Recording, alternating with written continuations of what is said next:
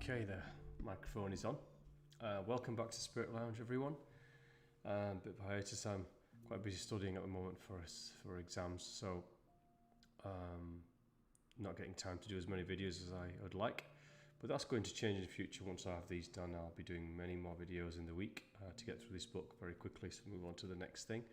So welcome to this one. This is the continuation of Nag Hammadi Scriptures. It's the revelation of Adam is the next chapter, so I'm going to proceed straight into this chapter now. So let's just move on to this. There you go.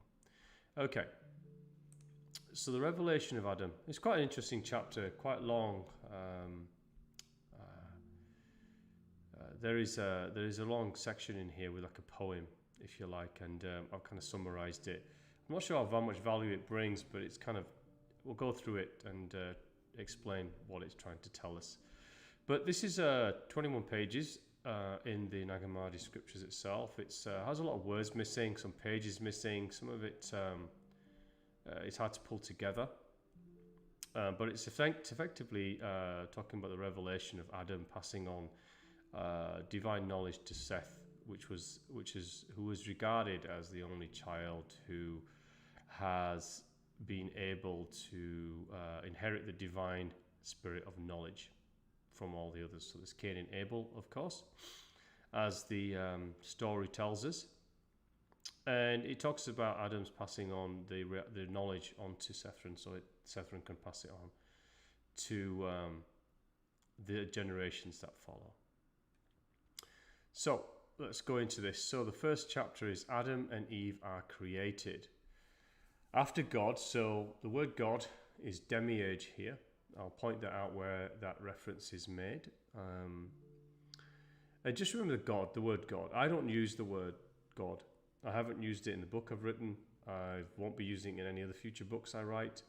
I speak of it because it's in the texts, but I don't use the word God. And I'll tell you why I don't use the word God. I don't use the word God because I don't believe, in fact, I don't feel that when it's written in these texts, it's referring to the true, eternal, divine, preeminent, pre-existent manifestation force that we're all from. Our spirit is from, not this crude body. And God has been attached to something else that, whatever we think or we feel individually it might be, has decided to take that and attach it to itself, the word God. And so I don't think it really describes what we're really referring to as our pre-existent, our eternal home. That is the realm of the pre-existent, all eternal, infinite, divine, all that is source itself, all that is, all that we are. And it also, God is sometimes attached to this being that demands worship, that has wrath and vengeance if you do not give it your unreserved divine worship towards it, and service and servitude. That is not the God that I know. That is not the God that I feel. That is not the God. That is not the divine source that I know exists. So I don't use the word God, but it's used here. So you might want to think about that yourselves. But as long as the emanation within you is to source itself, and you attach the word God vibrationally in frequency to that, then that also has relevance. Okay, so after God created me out of earth, along with your mother Eve, I went about with her in a glory. So, of course, the demiurge created the body out of the earth and decided to put a soul of itself, a copy of the spirit within it. It wasn't animated, it was the breath of Sophia, if you realize, which was the divine spirit that animated the body, and they went round in a glory. We had come from the internal knowledge and breath of Sophia. We resembled the great eternal angels, superior to the God who had created us. The powers of the archons and demiurge we did not know. God, the ruler of the realms, angrily divided us. Then we became two beings. What does that mean? That doesn't mean two physical beings. That means that they became the ignorant and the ones of knowledge. So what the demiurge did in this story was come upon Adam and Eve and cast sleep upon them to make them two beings. There is the pre-existent being, and then there is the material being. They went to the left, which is the material, and the spiritual being was put to sleep. Their awareness of it was put to sleep. So therefore they became two separated beings. And that's what this is taught. This meaning. This means sleep was imposed, so they forget the knowledge and the pre-existent. As did the knowledge breathe into us. The glory fled from us. Glory means knowledge, the awareness of it, of the divine. The glory fled from us and entered another great eon and generation. That means it remained within the pre-existent generation, i.e. that which breathed the awareness and knowledge of spirit into them. It was not from this present eon from which that knowledge came. The seed of eternal beings called you by the name. I called you by the name of that human, heavenly Seth. After those days, the eternal knowledge of God, of truth, left your mother. We learned about mortal things. Like human beings, we grew dim in our minds. This is very interesting. The dim in our minds is. I love this final sentence. That's exactly what's happened to humanity. This is precisely what's happened to humanity and why the world is as it is today. Why we have the governance we've allowed to this day is because we only know about mortal beings. We only become mortal things. And our minds have become dimmed by ego, intellectualism, narcissism, pedestals of intellectualism that we've put on ourselves, and we've dimmed our minds to the divine eternal truth. And this is why we are blind. This is why we are dimmed. And this is why the earth, or humanity, the experience that we experience here, the human experience, has become what it's become. We've allowed that ourselves, and we have to take responsibility, but we can also turn that around and fix this by illuminating our minds. The root cause of everything that exists in life, all duality, even the creation and manifestation of duality, is not implicit. It is an expression of, it is a possibility of all possibility. We create duality because we are removed from knowledge and therefore dimmed of mind and therefore attached to the mortality of humanness and mortal things. We create duality, therefore we allow that which manifests from duality to be created in our lives, in our experience. This is the reality. The truth is the foundation of all loss, of all things that happen and occur in life as humans, is the fact that we have lost our connection to grace. We have lost our connection to the revelation of knowledge of the pure, infinite, pre-existent, eternal, divine source. And this is what is called dimming of our minds, of knowledge itself. Okay, Adam has a revelation in his sleep. I saw in front of me 3 persons. I could not recognize them. They were not from the powers of the god, demiurge. And they were saying, Adam, arise from the sleep of death and hear about the eternal realm and the seed of that human to whom life has come, who came from your partner Eve and you. Eve and I sighed in our hearts. This is in the dream. The Lord, the god demiurge, came and stood before us and said, Adam, why were you both sighing in your hearts? I don't know. Don't you know that I am the God who created you? I breathed into you a spirit of life, a living soul. Then the God created us. I felt a sweet desire for your mother. Our eternal knowledge was gone. Weakness overtook us. I had come under the authority of death. The authority of death is not physical death. It's the death of the spirit within. It's the death of the attachment and connection to our divine grace. And then Adam is saying here that he lost that connection from the force of sleep, put upon the dimming of mind, and became mortal, became human, and became desire-driven, That is what's called the authority of death. The living soul, the demiurge is claiming that the the soul is what it thought could animate the body.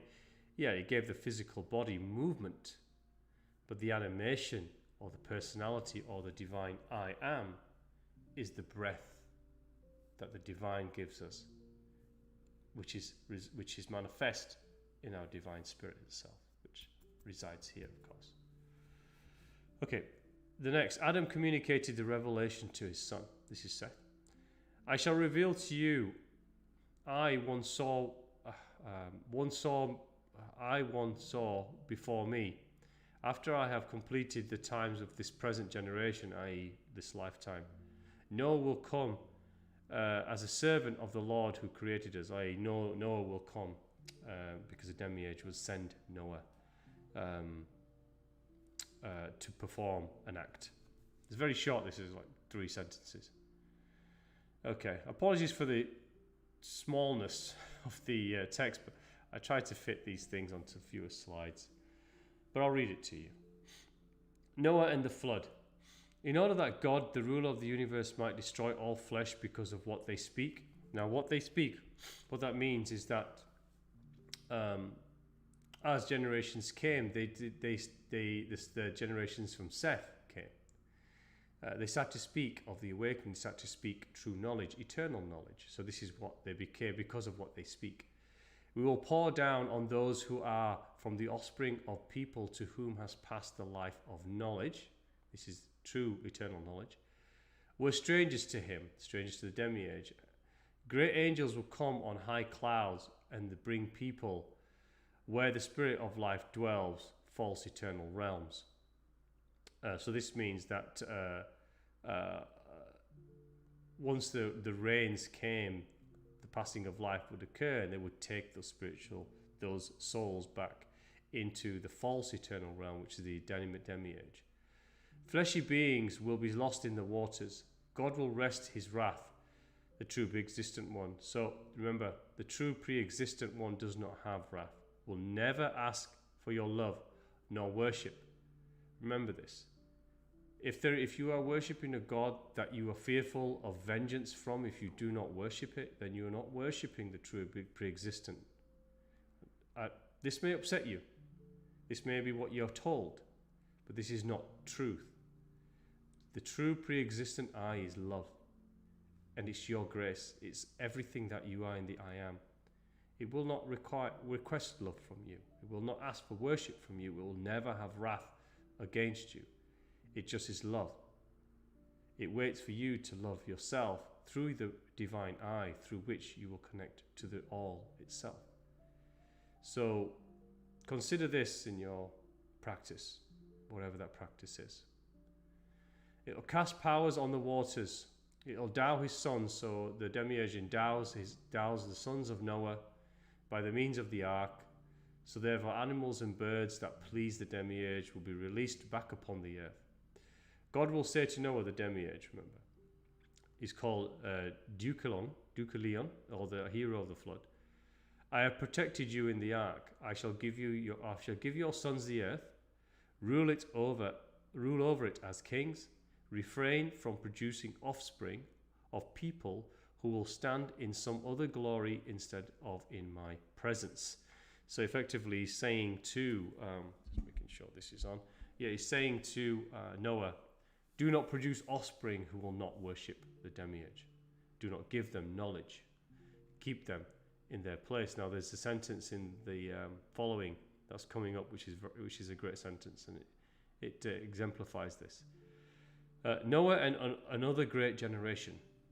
People will come to be like a cloud of great light. This is the generation of Seth, who have been expelled, the seed of Seth, from the knowledge of the great eternal. So they'll be expelled from the demiurge and they have knowledge of the great eternal. God will say to Noah, why have you ignored what I told you? You have created another generation who bring contempt upon my power. Noah says, I testify that generation did not come from me or my sons. Those people will be brought into the land they deserve, and a holy dwelling place we will build for them. Live there for 600 years knowledge of incorruptibility, a great light will be with them, no improper thought in their hearts, only knowledge of God, true divine. So this is speaking of the generation coming from Noah's sons, and the generation coming from Seth, which is the third son of Adam and Eve, as the story goes. And the Seth generation were the generations were the ones that were coming from knowledge of true light and the knowledge of true eternal divine source. Hence, another great generation. Noah divides the earth among his sons. Noah divides the earth among his sons, Ham, Japheth, and Shem, the three sons. Look, I have divided the earth among you, but service your God in fear and subservience. This is the demiurge. Do not let your offspring turn away from the face of God. Demiurge Shem says, my offspring will be pleasing before you. Seal it with your strong hand of fear. None will turn away from you, and God, ruler of the universe, will serve within the limits of their perception. Let's repeat this. Serve within the limits of their perception. That single statement is again encompassing what has occurred. What is perception? If we had limited perception, then humanity of limited perception doesn't believe there is anything outside of itself, outside of its own ego, outside of its own intellectualism, outside of its own science, outside of its understanding of the universe. Science has become God. Technology has become as our worshipper. We worship technology. Science has become our God, our only source of truth. Therefore, it's our limitation of perception. It limits us, puts us in a box, puts us in a framework of which our beliefs, our understanding, our knowing, our allowing of something greater to come in. If we have limited perception, then we see nothing more. What this is saying is that those offsprings from Noah have limited perception, limits of perception, self-imposed limits of perception, therefore allowing themselves to see only the demiurge as their true God and worshipping it. Those who elevate, who have revelation, remember what revelation is. It's the unveiling of truth, of reality, of that which is hidden, opens perception, releases it from its binds. So it's a very good statement, this. The 400,000. Then the offspring of Ham and Japheth, 400,000 in total, go out and sojourn there with those people who came from the great eternal knowledge, i.e. the other generation from Seth.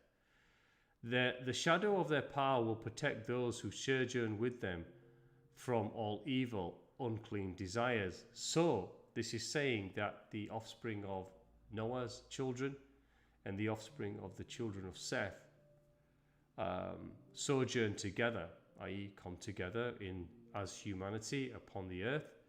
But those who have divine awareness are protected from the unclean desires or the limited perceptions of the children of Noah. Offspring of Ham and Japheth will form 12 kingdoms, in other words, have 12 more sons. Their offspring will enter the kingdom of another group of people. The 13th kingdom went towards another light. So this is saying that what occurred throughout time was as generations manifest, even from those who were from a limited perception in the first origin, started to move towards a greater generation or another light. They will take counsel from the great realms of incorruptibility. They approach their Sakla was a demiurge, and say, What is the power of these people who have stood in your presence, separated from the offspring of Ham and Japheth? 400,000 in number. So they're saying this 13th generation separated and started to move towards greater perception. They have been received into another realm, i.e. the realm of greater perception, the realm of the all. They've discovered light, overturned all the glory of your power and dominion. Those people and the people who sojourn in their glory have not done your will. This is always the plan, of course. This was always the inevitability. of what occurs. Okay, this is fairly small even for me, but I hope you can follow along. Okay, the illuminator of knowledge comes. So this is very long, and I've put the section in the middle of what I added. This is why it's quite long. Then the God of eons, the demiurge, will hand over to them hand over to them some who serve him, divine, eternal divine. So what does this mean? That means those whose souls who have discovered the spirit, those who have discovered the eternal all, the true pre-existent source of us all, our source, our all that is. The spirits within them, their souls, their being is now handed over. This is the rule. This is the divine law. Those that reveal unto themselves the great divine have to go to the great divine. In other words, what is called saved. And the demiurge must hand those beings over. And it's those that do not, the demiurge can keep within the realm of loss. They will come to that land who have not been defiled and win and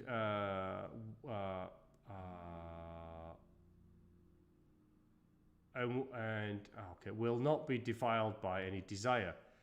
I've miswrote that, mistyped. Souls come not from a defiled hand, but from a great commandment. Then fire, sulfur, and asphalt will case upon these lands, will case upon those people, and fire and smoke will come over those realms. This is talking about Sodom and Gomorrah, from what I took from the references from the authors. The eye of the powers of the heavenly rulers will be darkened. This is the sun and the moon. So what it's saying here is, then fire and sulfur, fire and brimstone, in other words, came down upon Sodom and Gomorrah, darkened the skies, so the heavenly luminaries, i.e. the lights from the heavens, which was the sun and the moon, were darkened. More clouds of light will come and descend and rescue these people from the fire and wrath, take them above the realms. There with the holy angels labor with the uncorruptible seed. This is saying that those of you can look at this in both ways. You can look at it from a ufology perspective, which is probably likely, but you can also look at it from a spiritual perspective, where the seeds of those souls within those who have achieved revelation will be taken up within a divine realm, the realm of the true source and origin.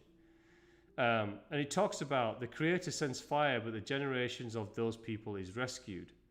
Once again, from the third time, the illuminator of knowledge will, as by in great glory, three forms of thought. So what this is talking about, for a third time, the illuminator of knowledge comes down in great glory. What is the third time? Well, if you remember, we talked about the first forms of the thought, the three forms of first thought. Say that quickly.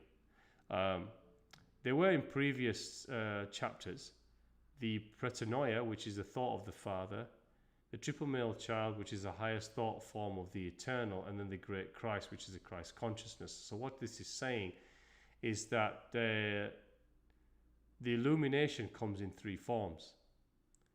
The lower is obviously the manifestation of seed from Seth, which is a generation. Then we move up, the mother of the seed, which is Adam and Eve, which is the mother of Seth, which is which is the seed of Seth, the mother of Seth, the self-generated Logos, which is the Mithro, the Eve, and the Adamus, the perfect human, which is that one which has kept awareness. And then you go into the spiritual realm. So if you talk about the psychic, if you talk about the physical, you're talking about the seed and the prophania, the seed and the mother. Then you start talking about the psychical. The psychical is a self-generated Logos. That is the Mithro, Eve, and the Adamus, the perfect human, which has a psychical self. And if you look at the spiritual right, you are then moving into the great Christ, the triple male child, and the pretanoia. What is that? To move into the great realm of our eternal Father is to unleash the Christ Krishna consciousness, the Buddhic consciousness, the three forms, if you like, from within us. That is what we must tap into. That is our revelation. The revelation is that. The psychical self is the awareness that something else exists, seeing beyond from the opening up all the chakra senses, the crown chakra, the third eye, and all the others, becoming psychical, aware of something greater. But then the true spiritual movement comes from the Christ releasing of Christ consciousness, divine love, beauty, and grace, detachment, attachment, serving purpose, fulfilling our intention of life itself is to return to grace. This is the third, the Christ consciousness. This is the third illumination. This is the third time. The first, the second, and first is moving into the grace and the thought of the Father, and the one is the initial emanation itself. Okay, so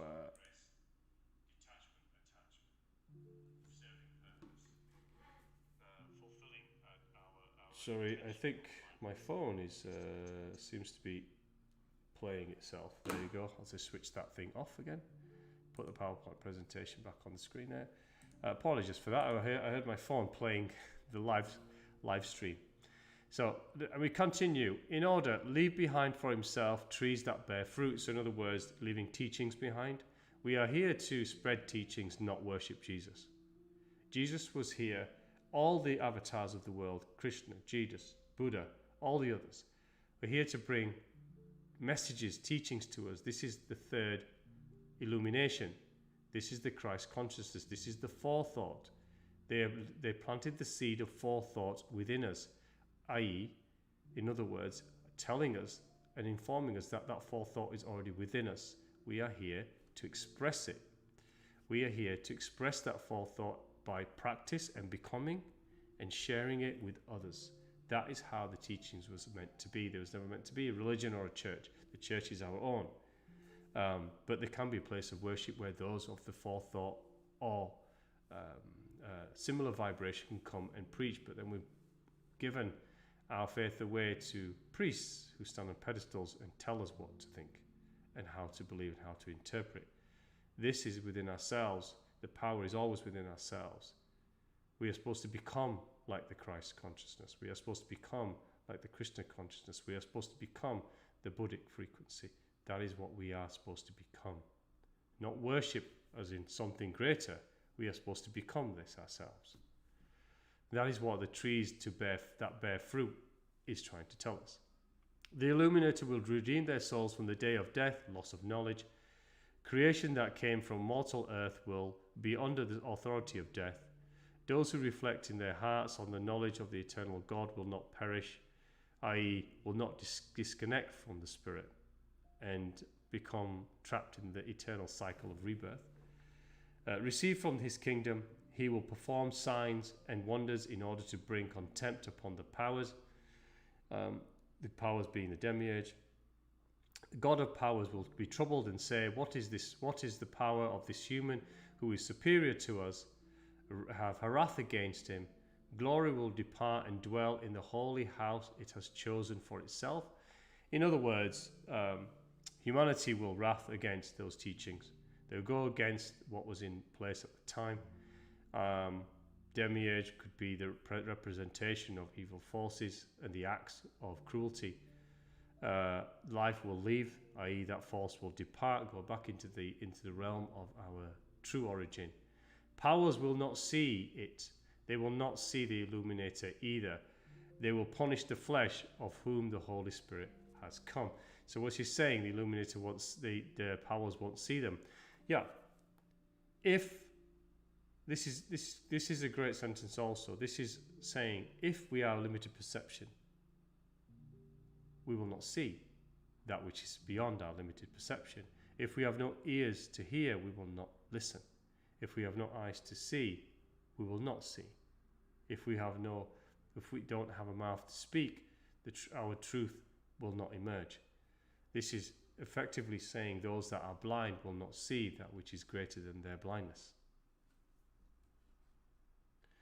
Okay, the origin of the knowledge comes again, fairly large. I kind of, this is where the kingdoms, this is where this refrain, poem, stanza comes in. I'll read through it. I practically typed most of it out in very short form. So where did this come from? This is continuing. So the demiurge is asking, where did this come from? Where did the words of falsehood, which all the powers have failed to understand, come from? Then this long refrain comes in.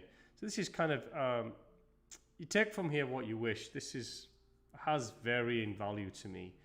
But I think it's manifesting the various states of where truth would come from, be that light or darkness, because some of it is not necessarily great. So let's go through this. Now, the first kingdom says of him being the messenger.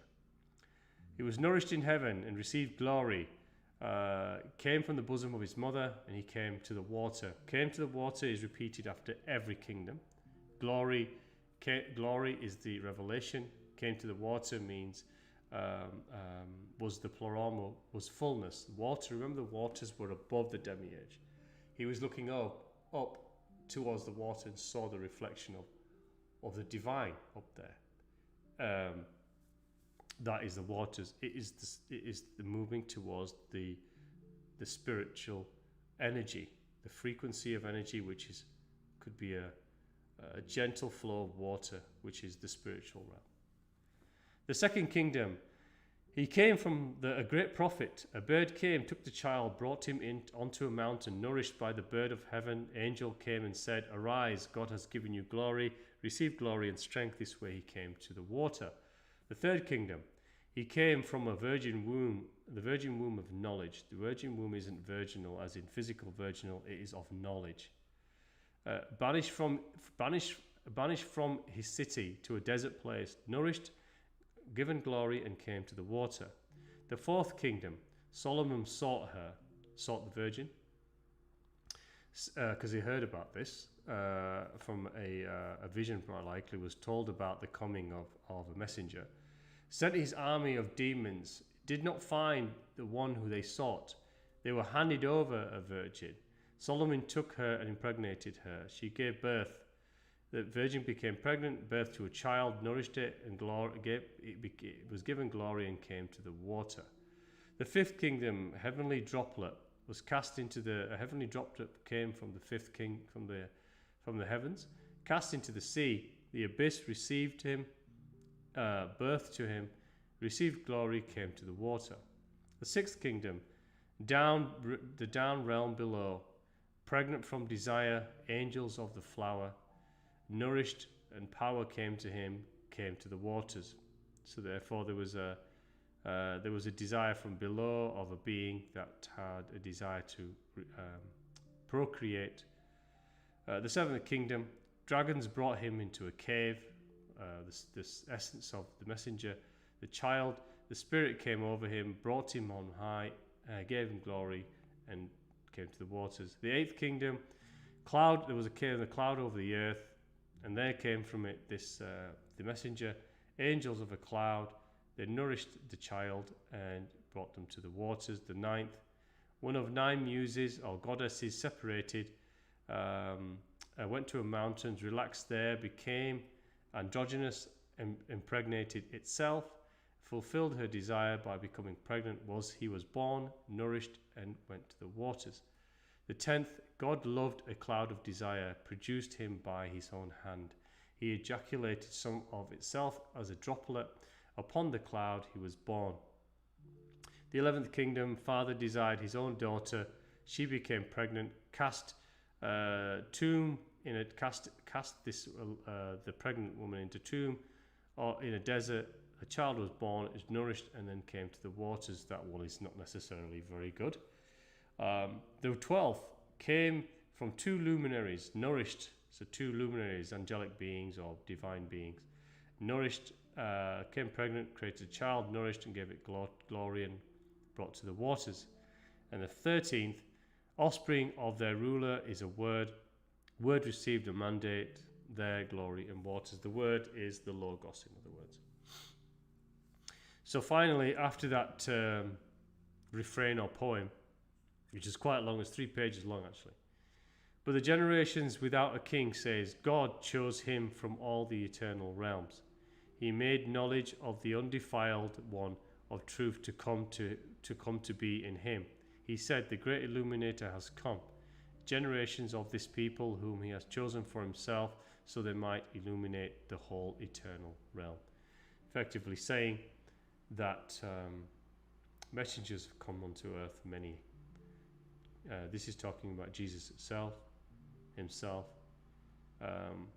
passing the messages on and cascading that onto the undefiled ones, who then will become illuminators and illuminate onward through generation to generation until the whole eternal realm, this realm of the demiurge or the universe, becomes has revelation, fills itself with that paloma of light. Therefore the demiurge no longer has a realm, and it comes to its end.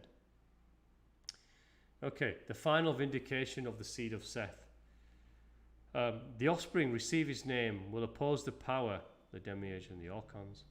Say, blessed are the souls of those people, because they have known God with knowledge and truth. They will live forever and ever, not be corrupted. They stood before him in knowledge of God like light. We have done everything through the foolishness for the powers. These are the defiled ones, those are still lost. Boasted about our transgressions, cried out against truth and out against God. Take pity on our spirits, for now we know our souls will surely die. A voice came to them. Why are you crying out against the living God? You are filled with deeds far from truth, yet your ways are full of fun and laughter. In other words, they are distracted from the living God being the eternal, real, divine source. And their ways are full of fun and laughter, i.e. they are distracted, they are become human, very mortal, full of desires and pursuits and distractions. You have defiled the water of life, drawn to the will of the powers. Your thought is not like those whom you persecute. Their fruit does not wither, and they will be known up to the great eternal realms. And finally, the preserved words of God of the eternal realms were not copied in a book, says Adam. They will be placed on high mountains and on a rock of truth, monuments or steles. Word of incorruptibility, because the eternal God knows all things. So it's saying that these words are not meant to be written down. They were supposed to be on inscribed on rocks that could not be changed, or monuments that could be interpreted on mountaintops. So again, thank you for listening to that. I appreciate it. This is a long 40 minutes, but again, the second coming that we speak of always is our own. It's seeking for us to do this ourselves. And of course, as Mahanji says, become that which you seek. You have to become what it is that we read on these videos, that I present to you through these scriptures that we were going through over time. That become that Christ consciousness, become the Krishna consciousness, become the Buddhic frequency as much as you're able. You're here to be perfect.